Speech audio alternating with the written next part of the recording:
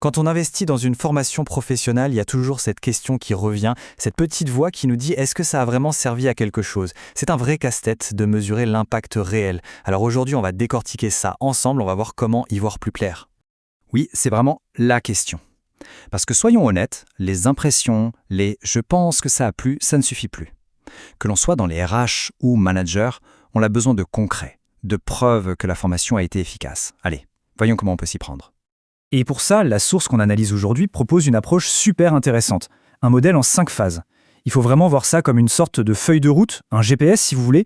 Ça nous guide pour suivre tout le parcours de la formation, depuis la toute première réaction à chaud des participants jusqu'au résultat concret pour l'entreprise. Alors, on embarque pour ce parcours en 5 phases. Vous allez voir, chaque étape nous fait creuser un peu plus profond. On va bien au-delà du simple « est-ce que la formation était sympa ?»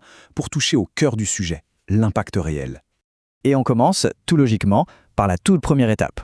Phase 1, le bilan pédagogique. Ici, on est vraiment au cœur du réacteur, si je puis dire. La question est simple, directe. Est-ce que les gens ont appris quelque chose? Est-ce que les connaissances et les compétences clés sont bien passées? C'est le premier check, fait directement pendant la formation. Et ce qui est important de comprendre ici, c'est que c'est surtout le point de vue du formateur qui compte. C'est lui ou elle qui est le mieux placé pour juger si le groupe a bien assimilé les concepts. C'est son regard d'expert, son diagnostic. Ok, phase suivante, la numéro 2. Là, on change de perspective et on se tourne vers les retours immédiats des participants. Ah, la phase 2, la fameuse évaluation à chaud. Vous savez, le petit questionnaire de satisfaction qu'on remplit à la fin? On mesure la réaction à vif, le feeling des gens sur le formateur, sur l'organisation. Le piège, et il est énorme, c'est de s'arrêter là. Parce que, et c'est absolument crucial de le comprendre, un participant content, ce n'est pas forcément un participant qui a gagné en compétences. Donc ici, les acteurs clés, ce sont bien les stagiaires eux-mêmes, mais aussi les organisateurs. On s'intéresse à leur perception, la qualité de l'animation, la logistique, est-ce que la salle était bien, le café bon, bref, tout ce qui touche à l'expérience vécue.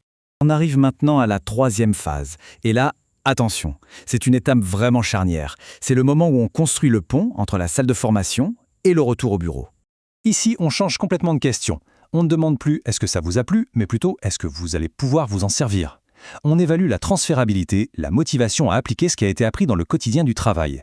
C'est en quelque sorte le premier crash test de la formation dans le monde réel. Et regardez bien qui entre en jeu maintenant. La hiérarchie, les managers et même parfois les clients. Eux, ils ne sont pas là pour savoir si la formation était sympa. Ils veulent voir si ça va changer quelque chose sur le terrain. Leur point de vue est donc un indicateur hyper précieux. Pour que ce soit bien clair, la différence entre la phase 2 et la phase 3, elle est fondamentale. Phase 2, on évalue la satisfaction. J'ai aimé. C'est une émotion.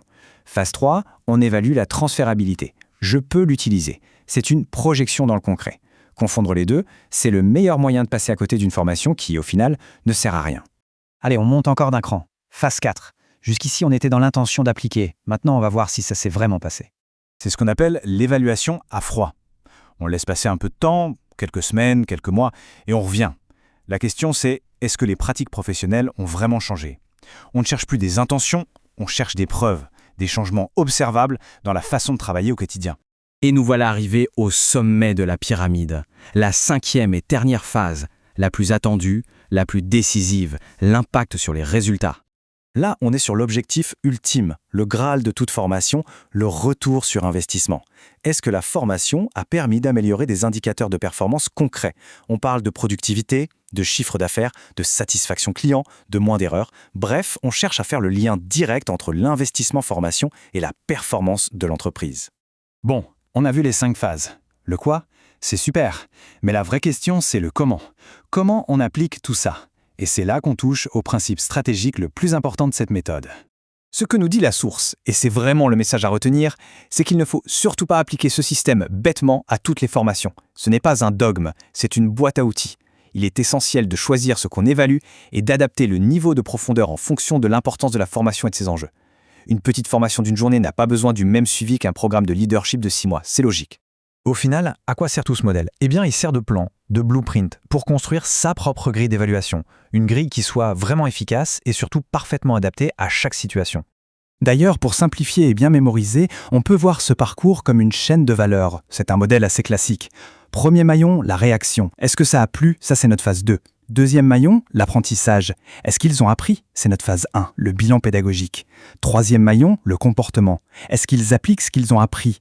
Ça combine nos phases 3 et 4, c'est-à-dire le transfert et l'impact sur les pratiques. Et enfin, le dernier maillon, le plus important, les résultats. Quel impact sur le business? C'est notre phase 5. C'est cette chaîne complète qui permet de transformer ce qui pourrait être vu comme une simple dépense en un véritable investissement stratégique.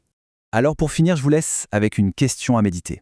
En regardant ce modèle, cette chaîne de valeur, aujourd'hui, dans votre contexte, avec vos défis, quelle est la phase d'évaluation qui est la plus critique, sur laquelle vous devriez mettre le paquet? Parce que la réponse à cette question, c'est tout simplement le point de départ pour construire une évaluation qui ait enfin un véritable impact.